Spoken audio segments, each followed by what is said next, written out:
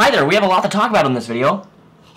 So last night, I was up till 3 a.m. I watched Season 2, Episode 1 of The Mandalorian, known as The Marshal, twice in one sitting, which was about 53 minutes in length. And boy, what an unbelievable, outstanding, impeccable episode. Where do I even begin? If you're new to the channel, sorry, this is not my normal video, I know. You're gonna have to deal with it because I like Star Wars and I like talking about Star Wars. The episode starts with Din walking through a shaded alleyway with Baby Yoda, walking directly into an underground fight club, in which Din is trying to seek information to find other Mandalorians in order to return the child, Baby Yoda, to its original kind. So that's what Din's quest is, to find more Mandalorians, to get more information, to where to return this little green dude while searching the galaxy. Right in this underground fight club, we see two Gamorreans fighting. It's a flashback to Return of the Jedi, nice little Easter egg there. Tries to seek some information, big fight goes down. You see a bunch of different species of different aliens, which have all been referenced in the prequel trilogy. We even have the one-eyed guy, which is the same species in which we see in The New Hope, in which Obi-Wan Kenobi takes out his lightsaber and, protects Luke Skywalker. Fight goes down, he gets the information he wants, and back to Tatooine we go. Now, originally I was like, oh my god, we're going back to Tatooine, like the one planet we always keep going back to Tatooine. Is there going to be something new, afresh? What's going to happen here? And that's exactly what they did here. I was kind of like,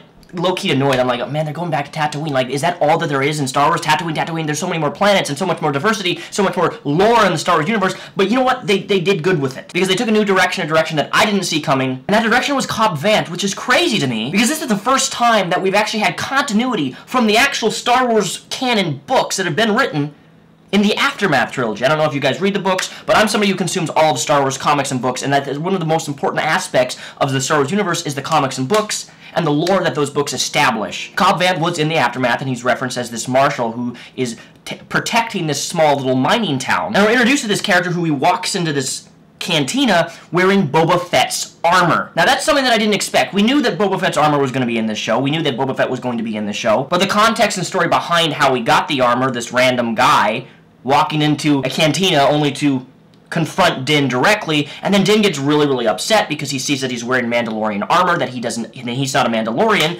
he's a random civilian. Din gets really upset, and automatically we're met with this very almost intense duel. Oh my gosh, you're gonna kill off Cobb Vanth this early in the show, just the first 5 minutes? No. And things are abruptly met with a gigantic shake, and what we find out is a krayt dragon that is terrorizing the town, taking people's lives. And Cobb Vanth and Din realize that this is a problem, and they make an agreement that he will give his Mandalorian armor, Boba Fett's armor, to Din. They work together to take out this krayt dragon. Now, in between this episode, there's some really cool elements.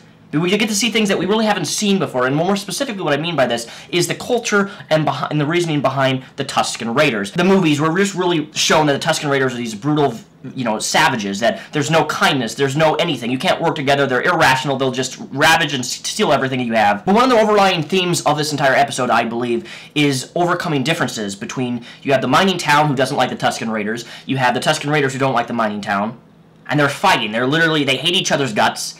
They're stealing each other's stuff. They're hurting each other. There's a lot of tension in between Tusken Raiders and this small mining town just trying to make a living. And Din and Cobb basically come along and say, hey, we have to work together to take out this krayt dragon because we can't do it alone because this krayt dragon is huge! One of the cool things about this episode is also the context and story arc of how exactly Cobb Vanth got the Mandalorian Boba Fett's armor in the first place, which is again reference to the Aftermath books, in which he buys it off a group of Jawas in a sandcrawler, thus confirming that Boba Fett's armor was taken off during the Sarlacc pit in Return of the Jedi, which is also referenced in past books. Which is so cool that there's actually continuity and there's actually things that are happening that are in the books that are happening on the big screen, and it's making a connection and it's making things consistent, something that we really haven't had in Star Wars for a really long time. So yeah, the Tusken Raiders, the mining village, Mando, Din, and Cobb Vanth all work together to take out this krayt dragon. And there's so many different Easter eggs, and I'm just thinking off the top of my head here, but the first thing that I noticed is I squealed as I realized that Cobb Vanth's pod racer, specifically this thing, is actually using the front fin of Anakin's pod racer from Episode 1, The Phantom Menace. You can see the little yellow there.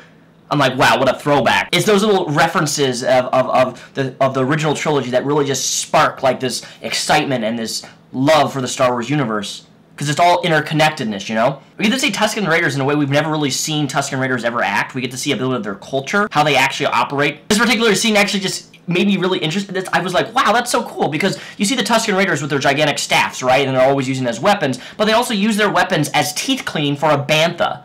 Like, it's a small little, short little scene, but he's teeth cleaning a bantha with the tool that he uses to fight with. Like, it's small things like that that make Star Wars so amazing. So they take out the Krayt Dragon, but during that whole fight, during the whole process of the Tusken Raiders and civilians working together to take this out, something that does happen, which I found kind of interesting, is that Din Mando actually sacrifices his life to take out this dragon, and in the process tells Cobb Vanth that watch the child take care of the child. Knocks him on the jetpack, he goes flowing, another reference to episode 6, and he pulls a big old-fashioned Hellboy, which is like dive into the monster's stomach, get swallowed, blow him up from the inside, which is pretty freaking cool, if you ask me. One of the things that I'm interested in is here, and I think it kind of sets up a, this is what I kind of hope that happens. So in Season 1, we're really established that the Mandalorians is a creed, it's a way of life.